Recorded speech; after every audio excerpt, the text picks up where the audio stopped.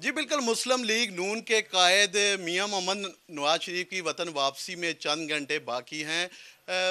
रावलपिंडी से कारकुनान अपने कायद का इस्तकबाल करने के लिए बड़े बेताब हैं। इस वक्त नासिर भट्ट साहब हमारे साथ मौजूद हैं, हम इनसे बात करते हैं। आज की जो रात है जी, ये एक आप समझें कि लोग खुशियां मना रहे हैं। जो रावलपिंडी शहर जो है, वैसे भी कायद का जो है वो शहर था, मियां नवाज शरीफ का शहर था। यहाँ के वर्कर मुस्लिम लीग की हमेशा यहाँ से मियां नवाज शरीफ के जो भी नुमाइंदे होते थे वो जीतते थे।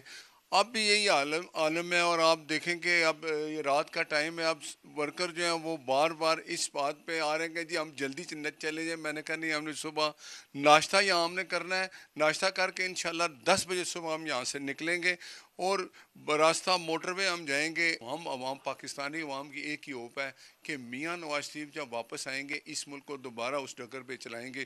जी, जैसा कि आपने भट्ट साहब की बात सुनी, भट्ट साहब का ये कहना है कि कल का जलसा और कल कारकुनान की जी बिल्कुल, मियां नवाज शरीफ की वतन वापसी में चंद घंटे बाकी रह गए। वसीम चौधरी, बहुत शुक्रिया।